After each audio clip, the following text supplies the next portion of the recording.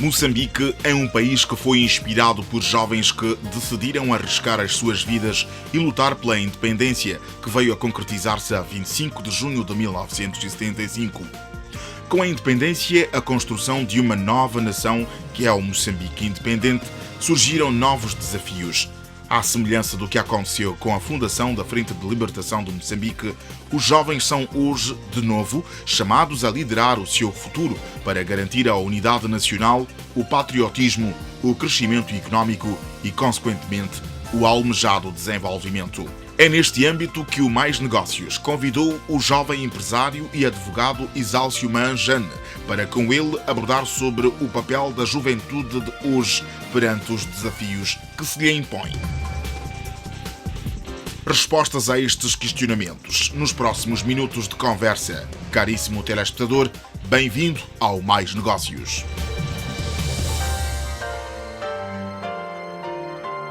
Muito boa noite, seja bem-vindo ao Mais Negócios. Hoje vamos conversar com um jovem empresário, advogado, Dr. Isálcio Manjane. Dr. Isálcio, muito obrigado por ter aceito o nosso convite e seja bem-vindo à Média Mais TV e seja bem-vindo ao Mais Negócios. Obrigado, Jaime. Eu agradeço o convite e é sempre um prazer poder estar de volta aqui ao Média Mais para poder convosco debater ou partilhar algumas ideias. Dr. Isálcio, Moçambique é um país inspirado por jovens.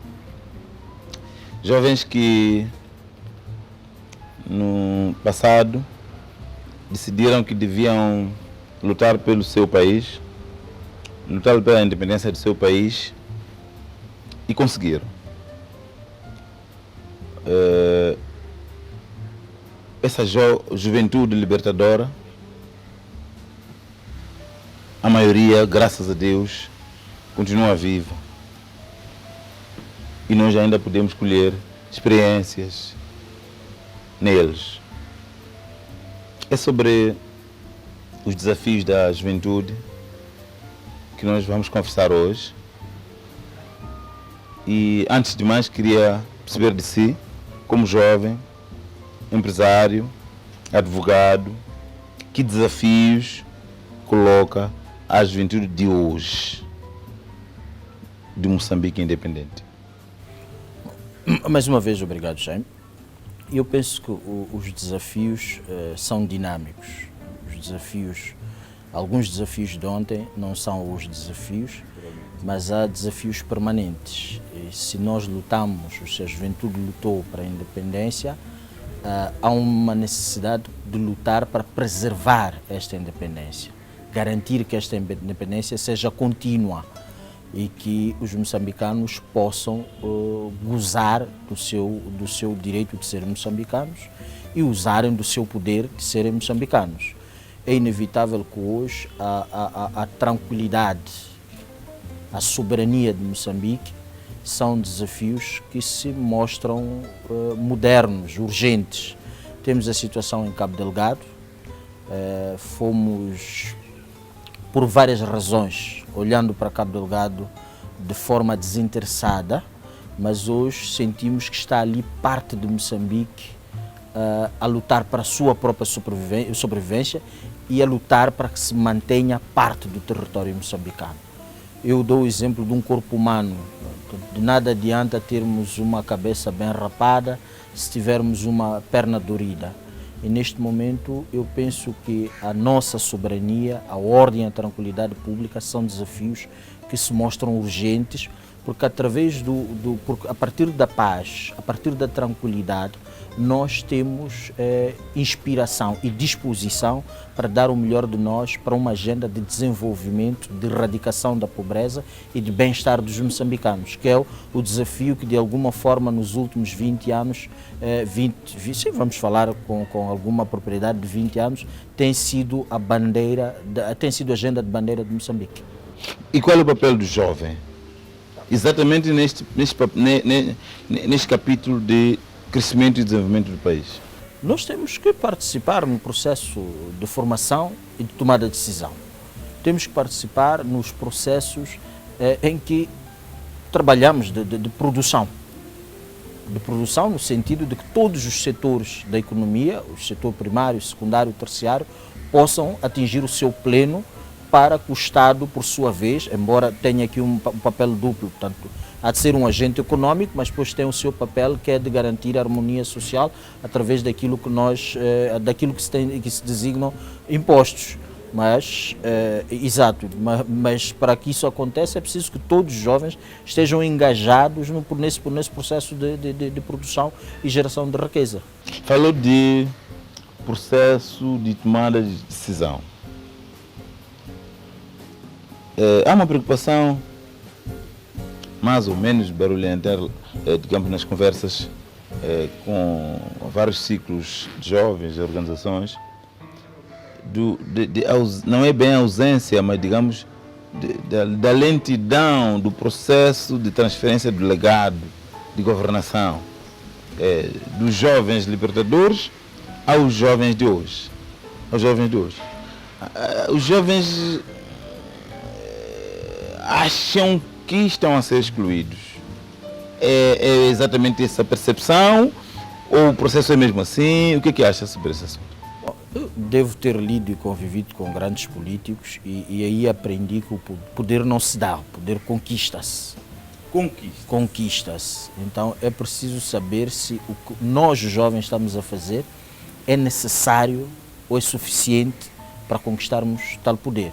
Porque se nós optamos por uma política de mão estendida do poder, se não nos derem, ou se nos derem numa proporção não desejada por nós estaremos numa situação de insatisfação plena. Aliás, plena não, insatisfação constante. Constante. Exato. Agora, o que é que nós temos feito para que esse poder nos seja dado como jovens? É um desafio que eu coloco a mim mesmo. Não é só aos outros jovens, como coloco a mim mesmo. E penso que esta geração, se nós dissermos de forma taxativa que não está a transmitir o legado, estaremos a ser injustos. Porque tudo o que elas fizeram para que nós pudéssemos estudar, para que nós tivéssemos acesso às oportunidades, é um processo de transmissão de legado. E se hoje nós estamos em alguns setores de forma predominante, é porque houve um legado que foi transmitido para que isso ocorresse. Agora, sinto que muitas das vezes esta questão do legado se coloca maioritariamente do ponto de vista do poder político e poder financeiro. É geralmente nesses dois campos. Agora, no poder financeiro, eu penso que em economia de mercado é preciso empreender, é preciso atingir mínimos para que a gente entre para determinados clubes ou patamares. No que diz respeito ao poder político, temos que ser inteligentes, astutos o suficiente para poder lograr um lugar à sombra em relação ao poder político. Portanto, não me parece que em política propriamente falando, dar poder seja uma prática rotineira e comum.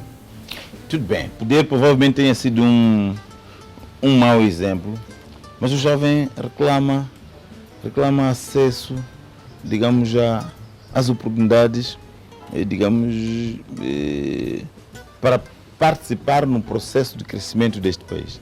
Eu não sei exatamente quais, provavelmente estejam a referir a iniciativas, digamos, do governo que apoiem os jovens, digamos, a inserirem-se nos seus ramos, nos seus diversos ramos, digamos, do saber, nomeadamente na cultura, na cultura, no desporto, no empresariado. O que é que necessariamente acha que está a faltar da parte da estratégia do governo para, digamos, satisfazer esta necessidade dos jovens, que para os jovens até parece uma utopia? Eu penso que por mais que o governo se esforce, ele não vai conseguir responder a todos os desafios que se impõem nessa matéria. E por mais que se esforce, também não estou ciente de que o governo terá louros e todas as palmas do mundo. Mas também estou ciente de que se o governo nada fizer, as coisas não mudam um centímetro sequer. E, portanto, quando se fala de oportunidades, eu penso que é justo que os jovens falem de oportunidade, porque o acesso a determinados, nos vários setores, não basta só o know-how. Nós podemos querer dedicar-nos à construção de imóveis, mas se não temos dinheiro para comprar o material e os equipamentos, nós não vamos lá. Podemos saber, Podemos ter feito o melhor estágio do mundo, podemos ter as melhores aulas do mundo, mas se nós não tivermos incentivos para buscar financiamento para o início, as chamadas startups hoje, para podermos iniciar um determinado negócio, uma determinada atividade, penso que ficamos algo limitados e ociosos naquilo que que é a nossa formação. Agora, caberá ao governo do dia encontrar ferramentas de incentivo para que as pessoas, nas suas diversas áreas de saber, como bem disse, possam trabalhar ou possam dar o melhor de si, que é ter financiamentos, ou ter acesso a financiamentos, ou ter acesso a determinados como se chama, incentivos para poderem participar ativamente no processo de produção.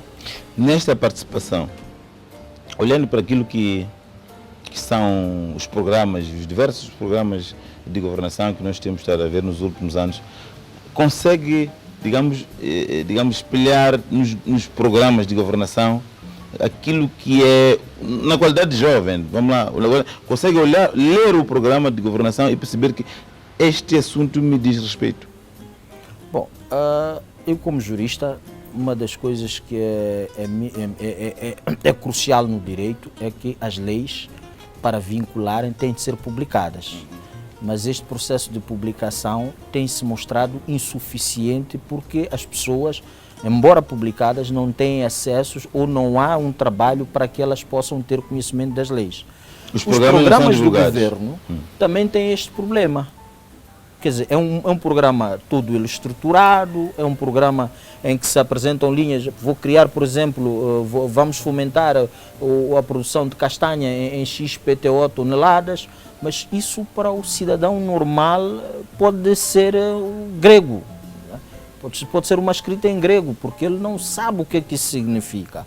Nós, por vezes, vamos mais para a questão de números, para a questão de horizontes, mas sem que este programa, estes programas governamentais consigam ganhar na população um fiel acompanhante, um fiel fiscalizador, um fiel parceiro para a execução dos mesmos. Hoje, temos dois grandes exemplos de jovens, muito mais jovens que nós os dois juntos. Temos o exemplo do ministro Celso Correia na agricultura.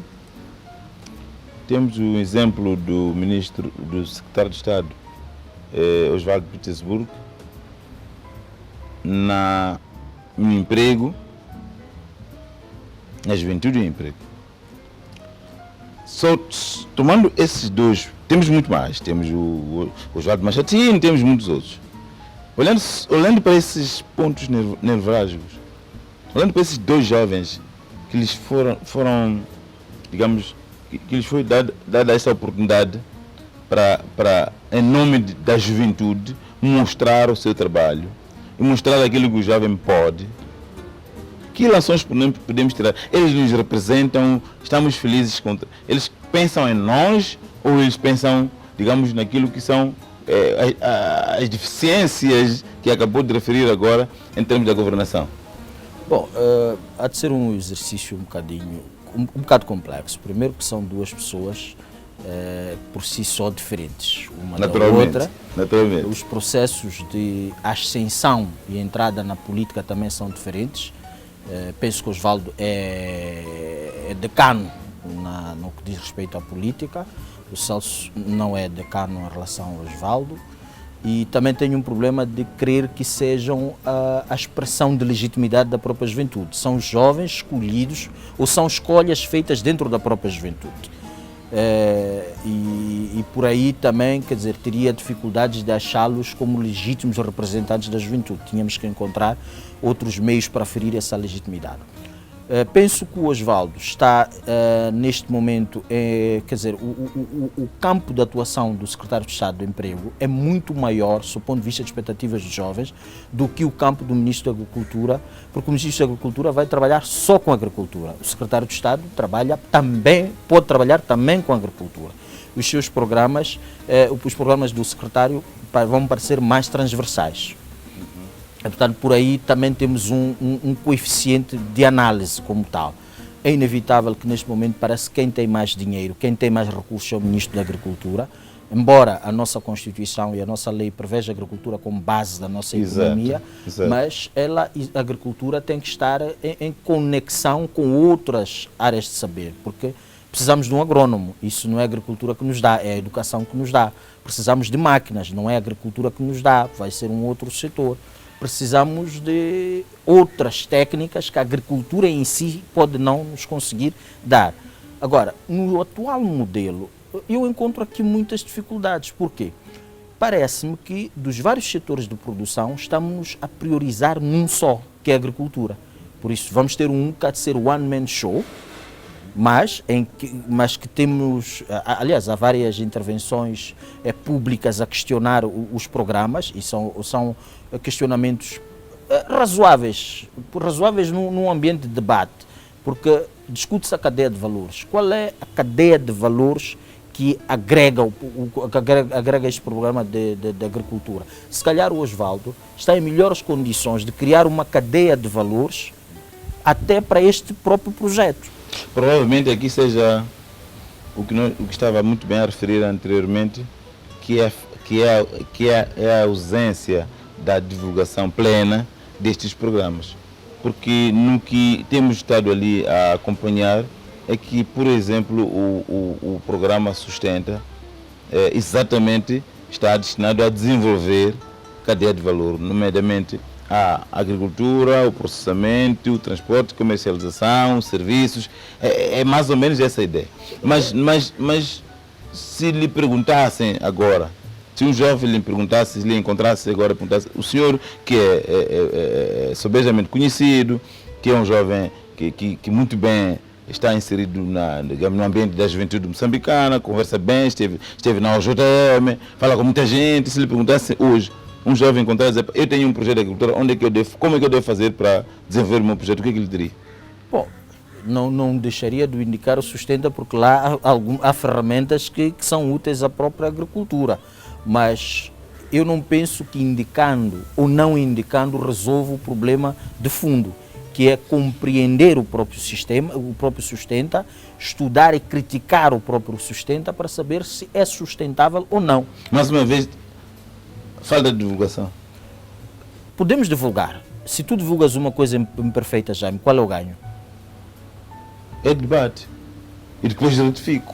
Mas se eu começar por um estudo profundo, quando me sujeitar a um debate, tenho apetências e até tenho mais disponibilidade para aceitar críticas do que quando não o faço, porque quando vai uma crítica, o que acontece é que começamos com aquela coisa, é o ódio, é a intriga, é a inveja, contas pirateadas, quer dizer, para matar, para calar a crítica.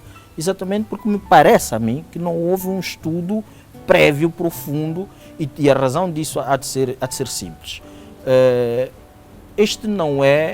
Não há aqui uma situação de procedência de planos de agricultura. Como é que estava a nossa agricultura há 5 anos? Qual era o projeto? Será que este Sustenta veio para suprir, para melhorar, para recomeçar? Os planos não podem crispar, não pode haver crispação, tem que haver uma sequência. Esse é um tema que o Mais Negócios nunca deixou, digamos, de refletir sobre ele, sempre que tem a oportunidade de conversar com intervenientes como o doutor Isálcio. A questão de, por exemplo, da continuidade dos programas, a questão digamos, de cada governo que é eleito sempre criar, digamos, novos ministérios, por exemplo, a questão da eficácia dos programas, tendo em conta a ausência de, digamos, de estruturas para o pleno desempenho destes programas, nomeadamente dos próprios ministérios. É um debate que nós já abraçamos como Média Mais já há um tempo atrás. É ou não é eficiente que cada governo assuma a necessidade de criar novos ministérios digamos, para governar o mesmo país que já temos 40 e alguns anos? Bom, não nos podemos fechar a inovações. As inovações são sempre bem-vindas quando necessárias. Inovar um país? Não, inovações pontuais, no que diz E respeito... um master plan de longo prazo? É preciso ter um master plan, é onde eu quero chegar. Se não há master plan, então isto é o mesmo que eu sair daqui hoje, quero chegar a Xai-Xai. Vou até Marraquém, fico cansado, recuo para Maputo para ganhar fôlego, amanhã corro para Manhissa, recuo para Maputo para ganhar fôlego e chego em Coloane, recuo para Maputo, nunca saio de Maputo. Então, esta ausência, já me fala aí de muitos anos de independência, é verdade que nós tivemos aquela guerra dos 16 anos, tivemos os 10 anos de pacificação, praticamente de pacificação no consulado do presidente Joaquim Alberto Chissano, e começamos a ter agenda de desenvolvimento propriamente dita em 2004, por causa da sucessão de fatos do presidente Guebuza. Agora, é inevitável e inegável que houve uma descontinuidade daquele projeto que iniciou com o presidente Guebuza. O que me parece... Mas houve continuidade ao projeto iniciado pelo presidente Chissano? Bom, primeiro, porque era preciso garantir uma paz e estabilidade. Eu penso que uma das situações que poucos... Falando nos legais, a Frelimo tem um slogan que diz é o mesmo ideal. O mesmo ideal produz o mesmo legado. Qual é a sua avaliação em relação ao legado? Vamos lá ver de uma forma muito abstraída e seca o legado de Samora, de Chissano, de Guebuza e hoje de Nhus. Uma forma abstraída. Exato. Samora e consideramos isso o mesmo legado. Onde é que está o bottom line, o meeting point? O presidente Samora funda a República. 2 anos depois começa uma guerra de estabilização. Portanto, é lutar para garantir que o país se mantenha íntegro, lutar para garantir que haja ordem e tranquilidade dentro do país, e não sei se isso é muito conciliatório ou é conciliável com um projeto de desenvolvimento profundo. O presidente Chissano herda uma guerra, tem 16 anos a lutar para terminar essa guerra, logra um acordo de paz e depois há um processo que, inclusive, diz-se não ser um processo completo. Não sei se também o presidente Chissano tinha tanto espaço de manobra para desenvolvimento. O presidente Guebuza herda um país já em paz, ainda com cicatrizes e ferida, estabelece o reinício da agenda de desenvolvimento e acho que em 2015 começamos a ver uma outra abordagem que no princípio era nova, inovadora, criava expectativas de poder catapultar o próprio desenvolvimento, mas vemos, pelo menos para mim, que há uma descontinuidade. E se essa descontinuidade for para o melhor, eu penso que é preciso dar mérito. Mas hoje, envolvido metade de um ciclo que é, em teoria, de 10 anos, não me parece que atinjamos os níveis deixados pelo presidente Guebuza em 2014. Então, se o mesmo ideal é desenvolvimento, sobretudo a partir de 2004, não me parece que este desiderato de desenvolvimento continue. Há adversidades, sem dúvidas, a questão do Cabo Delgado, mas aí são outras variáveis a ter em conta para saber se o que está a acontecer em Cabo Delgado era evitável ou não. Dou-lhe um exemplo. Quando a gente abre para os jornais e ouve dizer que a Procuradoria vai vender material de guerra, vai liquidar empresas de segurança para vender material de guerra, a primeira pergunta que a gente faz é: por que é que, contra tudo e todos, aquele material de guerra não é empregue no teatro das operações? Porque estamos em guerra e a Procuradoria procura vender e a situação torna-se caótica a cada dia. Nós estamos a falar... Este é um assunto que provavelmente temos que voltar a abordar. E para nós é complexo e o Dr. Isalcio é suspeito para falar sobre esse assunto. E como aqui estamos para falar da juventude e dos negócios, faz parte do negócio, a estabilidade econômica, digamos, é crucial para o desenvolvimento de bons negócios. Mas nesta primeira fase, nós voltaremos a falar sobre isso ainda na segunda parte deste programa, mas eu só lhe vou pedir para irmos a um breve intervalo e voltamos já.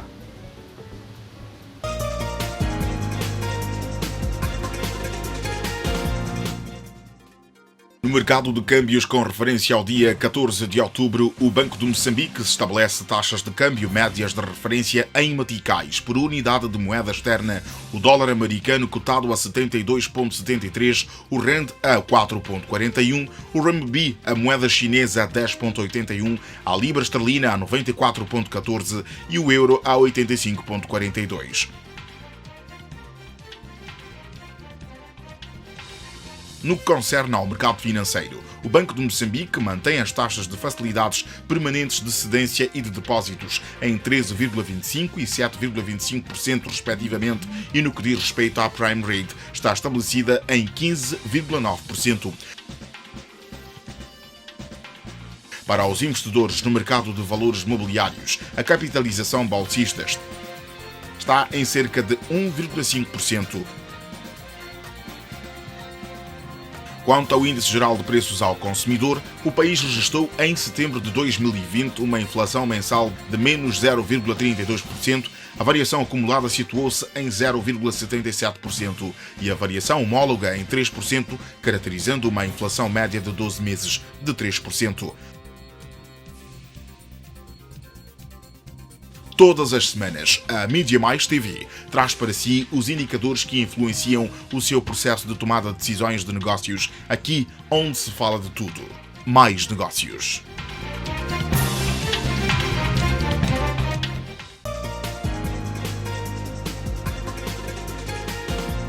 Bem-vindo à segunda parte da nossa conversa com o Dr. Isalso Manjane no Mais Negócios. Dr. Isalso, estava aqui a falar do ambiente político, da estabilidade, digamos, econômica. Meteu aqui uma questão muito sensível que é relacionada com, digamos, com um projeto que a PGR está a seguir de venda de equipamento bélico. Para não entrarmos profundamente nesse assunto, porque provavelmente o Dr. Isalso, como advogado de uma das partes, podemos aqui nos perder na nossa conversa. Com a sua permissão, e provavelmente íamos desviar um pouco, mas só para concluir o seu fio de pensamento, eu lhe dava aqui mais algum espaço para deduzir, afinal, por que está sendo vendido esse equipamento e por que é a PGR? A PGR representa o Estado para vender equipamento comprado com dinheiro do Estado? A partir do momento em que ela quer liquidar, propõe-se liquidar as empresas e propõe-se vender o património das empresas, eu penso que este questionamento não tem a ver com o processo como tal, mas tem a ver com o fato de Cabo Delgado estável, muitos jovens empresários moçambicanos poderem estar a conhecer, trabalhando uma nova indústria, para partir daí gerar renda que possa ajudar ao desenvolvimento do Moçambique no seu todo. Mas que ilação tira o Dr. Isalso quando se apercebe desta iniciativa da PGR? O que acha que está por detrás disso? É preciso perceber uma coisa que já se vem falando, que é o problema das agendas, ou o desafio das agendas. É preciso saber qual é de fato a agenda, porque se a minha agenda é desenvolver um país, é proteger a integridade desse país, há alguns problemas que não deixam de ser problemas, mas se calhar, se me perguntar, eu preferia dizer, vou entrar para analisar a licitude ou ilicitude, mas o equipamento pode estar à disposição para garantir que, no mínimo, a situação lá possa estabilizar-se para que o desenvolvimento, a participação, porque nós estamos a falar de bilhões e bilhões de dólares que aquele negócio gera. Neste momento, com a situação em que está, a maior parte dos serviços tem de ser buscados fora de Moçambique, dadas as questões de logística. Hoje em dia, passar por via terrestre para Palma é um sacrilégio. O que é que vai acontecer? Vai acontecer que os serviços, por exemplo, com maior facilidade, possam vir da vizinha África do Sul, que por via aérea são levados até lá. Então, é na perspectiva de negócio, não na perspectiva jurídico-política da coisa. Queremos que o conflito termine.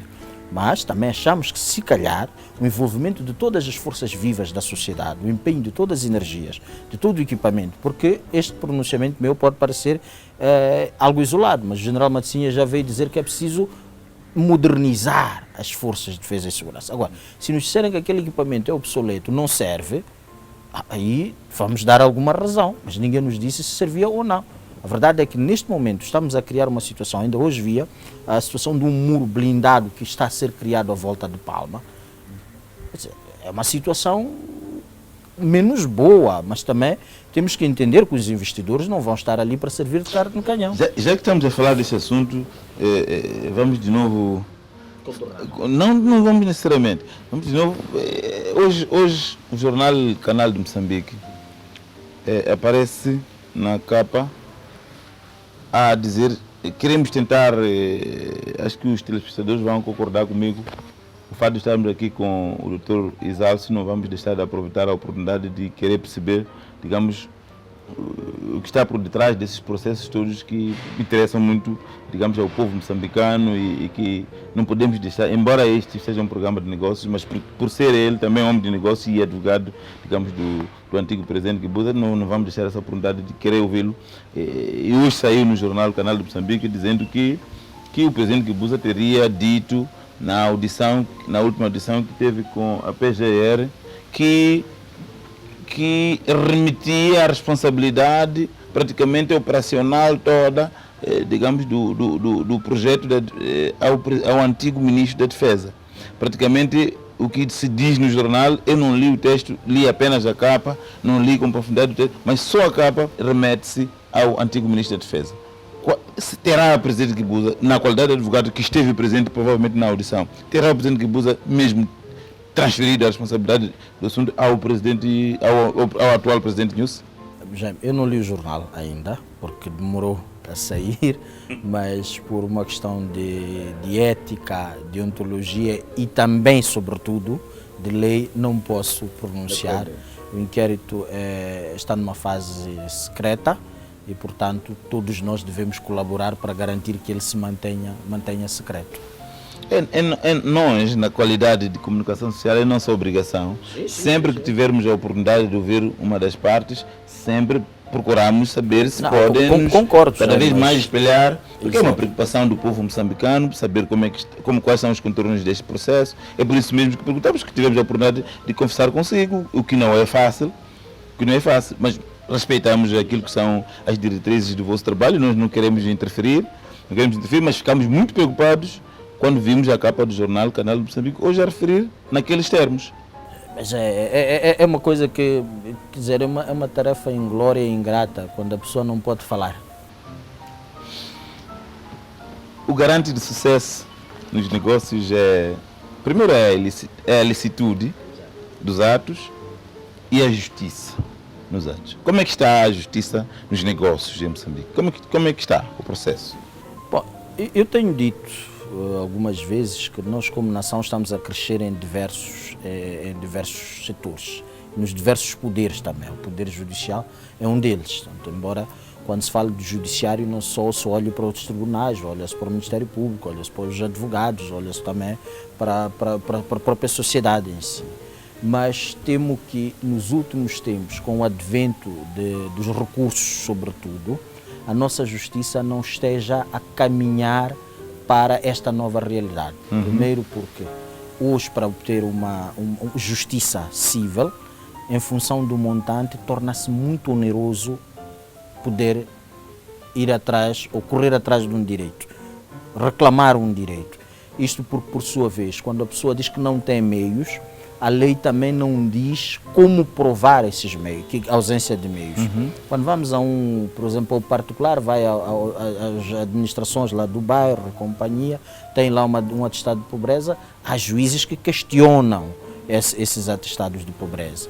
Portanto, não há critérios também objetivos, mas, por um lado, se eu quiser reclamar 30 milhões de dólares, por exemplo, alguém fez um negócio de 30 milhões de dólares, eu quase que tenho que deixar ficar em preparos quase meio milhão de dólares. São cálculos assim ao alto e não correspondem à realidade objetiva.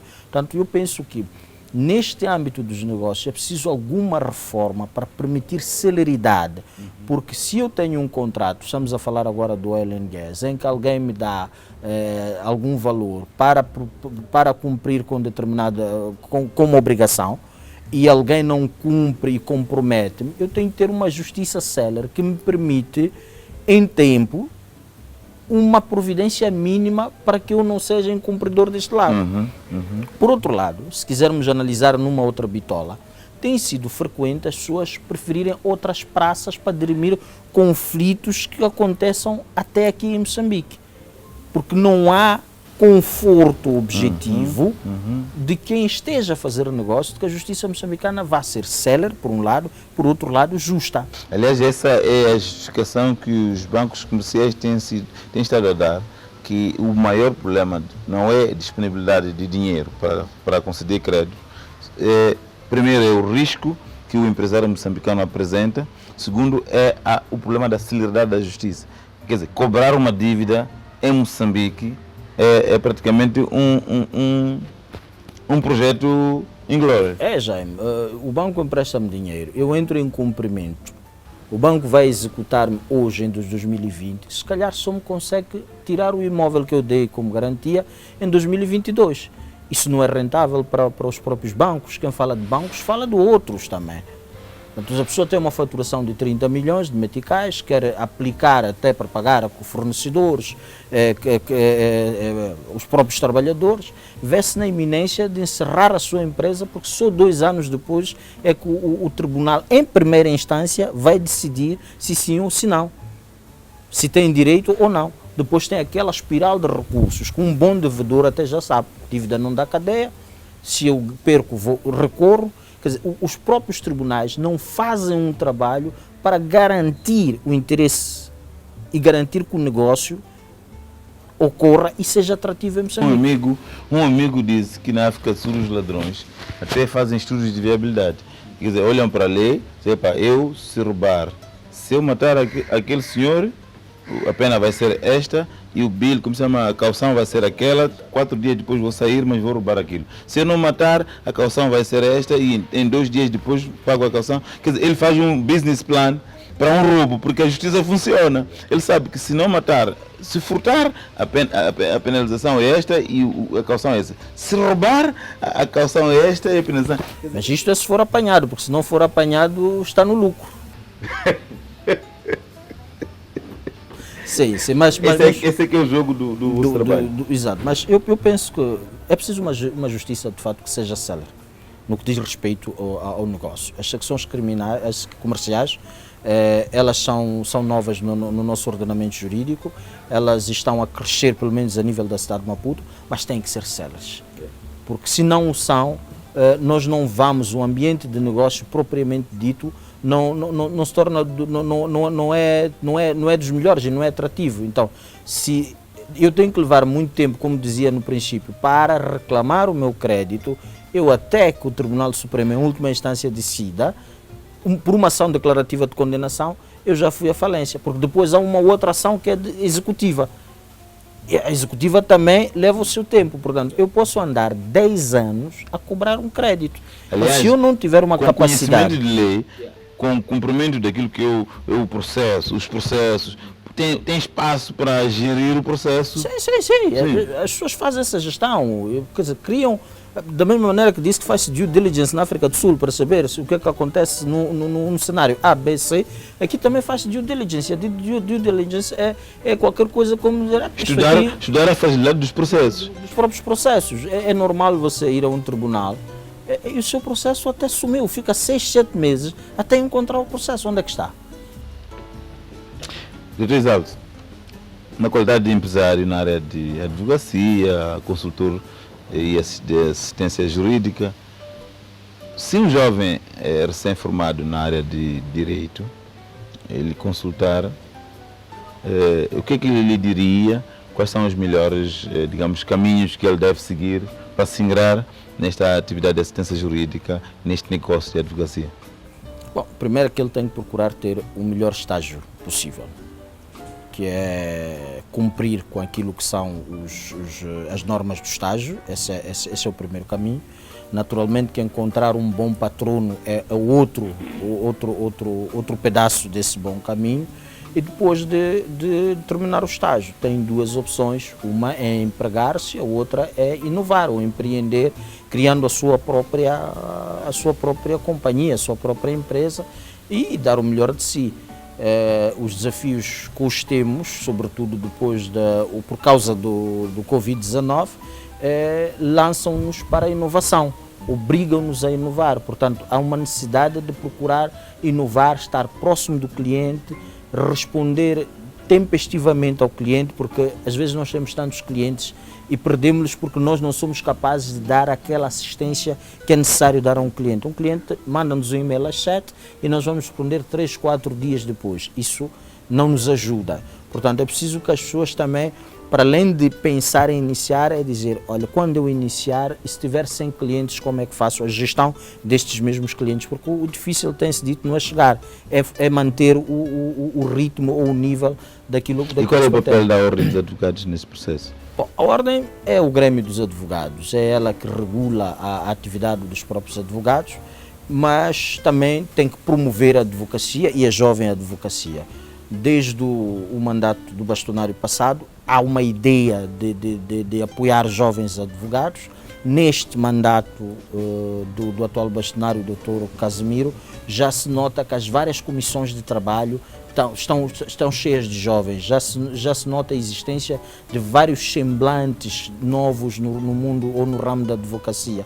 Isso parece-me que a Ordem parece-me estar comprometida. Está omnipresente. Omnipresente nesse aspecto. Agora, naturalmente que ela tem que evoluir, porque há muita outra coisa que se pode fazer. Por exemplo, eu vim aqui a pensar pelo carro, um dia tive um desafio de ir desalfandegar uma mercadoria, que é desalfandegada não só sob o ponto de vista de cálculos, mas sob o ponto de vista de direito aduaneiro, e chegamos lá e encontramos uma dificuldade. O advogado não pode tramitar um desembaraço. Portanto, a Ordem tem aqui um desafio para encontrar uma solução harmoniosa, porque não vamos acabar com o negócio dos despachantes, não é o que se pretende, mas pode-se pensar numa atuação coordenada, porque quando há diferendos, o despachante já não vai ao tribunal. Então, o advogado não só pode pegar no processo no tribunal, mesmo para a formação de contratos. Há contratos que são formados fora do próprio tribunal. Portanto, eu penso que esta Ordem tem que lançar em si um desafio de ver como estar omnipresente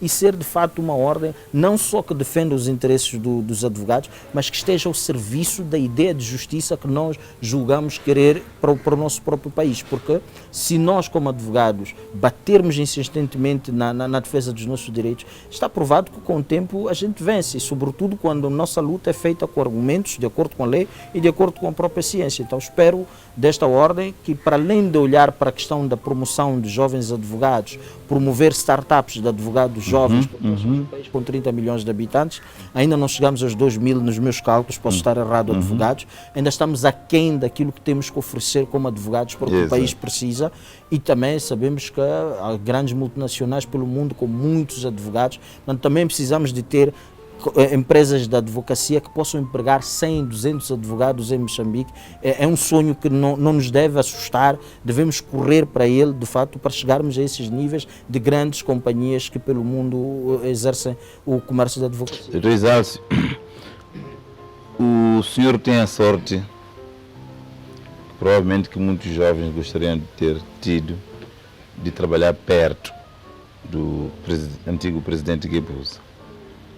Uma pessoa muito respeitada, uma pessoa que é considerada no ramo que mais nos interessa aqui, que no ramo de negócios, como um visionário.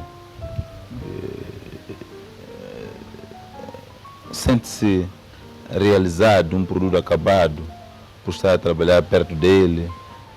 Que segredos é que tem para espelhar aqui a juventude que através da Mídia Mais esteve?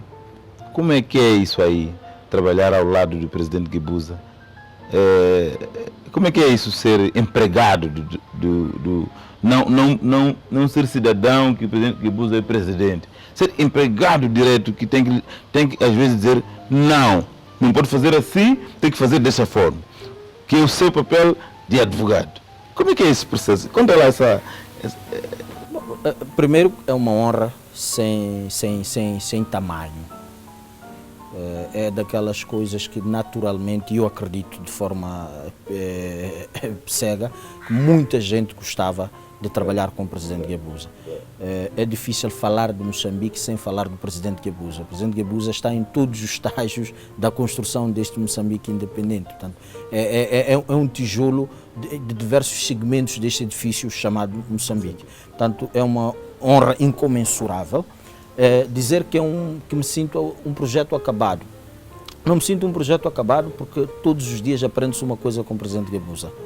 Há sempre uma lição nova para aprender e há sempre alguma coisa que nos faz transpor a nós mesmos. Então, se a gente achava que aqui era o máximo, ele ensina-nos uma coisa que nos obriga a querer melhorar dia a dia. Portanto, é uma escola permanente, é uma daquelas escolas que, se eu tivesse que aconselhar as pessoas a ter, eu aconselhava de viva voz, para que tivessem a oportunidade de aprender com ele, compreender os próprios fenómenos. Como sabe, nós somos jovens e algumas coisas nós gostamos de resolver dentro de uma ideia de velocidade e rapidez.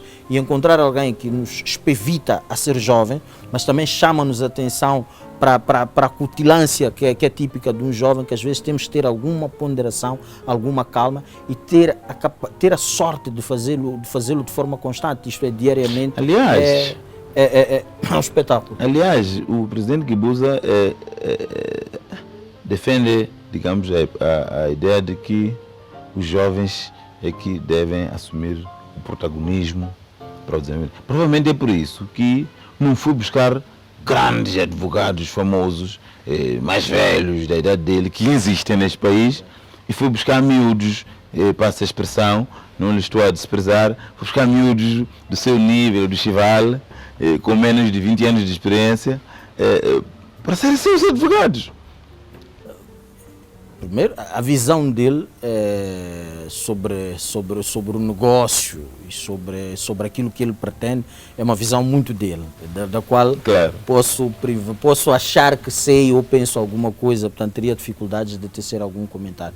Mas como eu disse, para além de uma honra, é uma escola permanente estar a trabalhar com ele, e tudo aquilo que advém como lição, como uma opinião dele, é um tijolo também importante para a solidificação de uma carreira.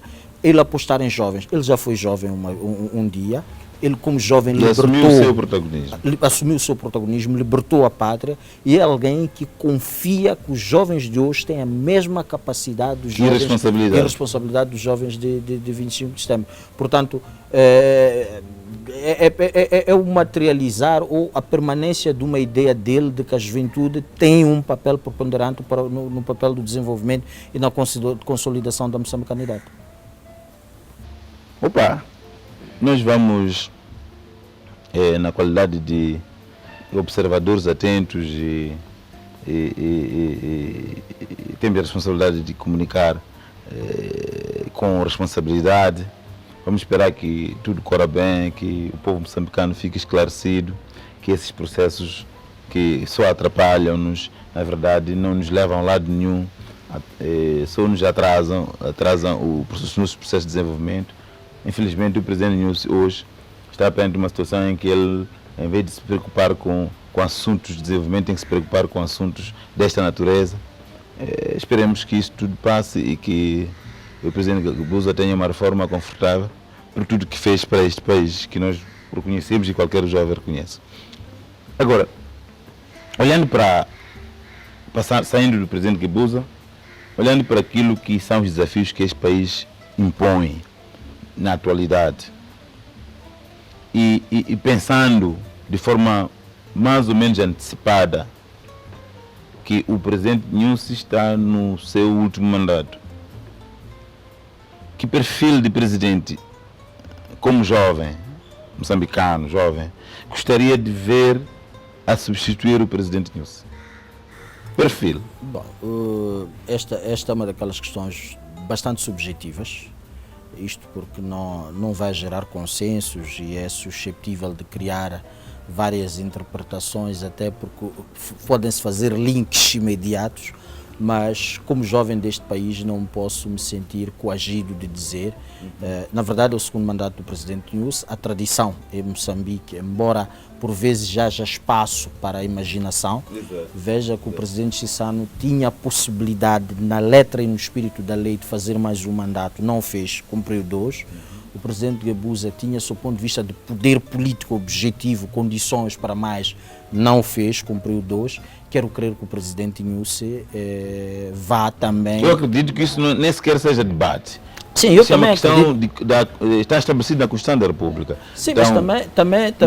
Não vamos perder tempo a querer pensar se ele pode ter intenções ou não. Não acredito que no seu caráter de cumpridor de lei não vai ter a intenção de querer manter-se. A política não é só feita dos forços, como é que chama? Do front office. Há muito back office que faz a política. E algum back office cogita situações que, honestamente pensando, não acredito no que o presidente Nyusi, eu não acredito que o presidente Nyusi queira um terceiro mandato. Não acredito nisso.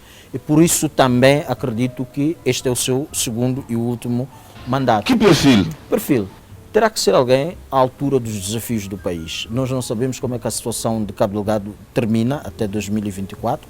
Teremos que ter alguém capaz de lidar com a situação de Cabo Delgado, atual ou pós-atual. Portanto, teremos que encontrar alguém que una os moçambicanos à volta do desiderato nação.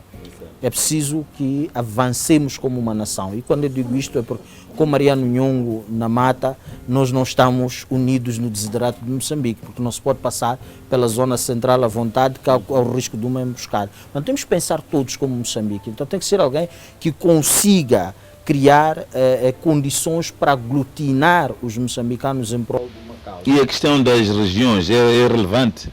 Bom, olha, eu faço essa pergunta por uma questão muito simples. Aqui, o Partido Frelimo ensinou-nos, digamos, historicamente, respeitou a dado momento que depois de sairmos de um presidente sul, fomos a um presidente norte agora, e provavelmente o centro está à espera de uma oportunidade. Será relevante nesta conjuntura atual seguir-se esse espírito? Há uma coisa que eu gosto muito, que é discutir critério de nacionalidade e critério de naturalidade.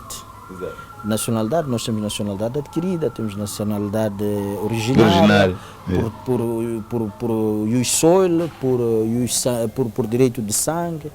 Eu não sei se a naturalidade tem mais ou menos o mesmo peso, porque o primeiro presidente do norte de Moçambique é o presidente Gabuza. Nasceu em Nampula. Portanto, depois tivemos um presidente também que nasceu em Cabo Delgado. Portanto, temos aqui uma sequência de 2 presidentes do norte. E eu penso que, como Moçambique, o nosso desafio é que, se quisermos criar Moçambique, temos que matar a tribo, temos que matar a região. Isso vai nos permitir... Aliás, essa foi a canção revolucionária. Isso vai nos permitir ter as pessoas certas para os momentos certos e para os desafios certos. Não queremos descurar a necessidade de olhar para Moçambique no seu todo, isto é, não podemos olhar para Moçambique como aquela parcela, aquela região, aquele distrito, aquela localidade em que tudo é feito por lá. É preciso olhar Moçambique na sua forma transversal de ser, é preciso agradar. Quando eu dizia unir não é só dizer unir, é preciso que hajam segmentos, é preciso que hajam amostras de envolvimento de todos no processo de formação e de tomada de decisão. Eu penso que Moçambique deu passos muito bons em relação ao género. Hoje temos como segunda figura da República uma mulher. Antes também tínhamos... Aliás, temos já nos últimos 10 anos. Este vai ser o terceiro mandato de ter com uma mulher à frente dos destinos. Chegamos a ter na Assembleia da República uma liderança feminina, presidente mulher, chefes das bancadas dos principais partidos. O MDM sempre teve homens. Portanto, eu não penso que esse seja, igual à questão das regiões, seja um assunto. A verdade é que, se for homem, se for mulher, desde que seja moçambicano e seja a pessoa certa para os desafios que o país enfrenta, eu penso que esta pessoa é aquela que deve ter perfil para ser Presidente da República. Senão depois começamos a ter outros subcritérios. Se a gente diz que é a região X, por exemplo, dizia centro, tá bem, centro onde?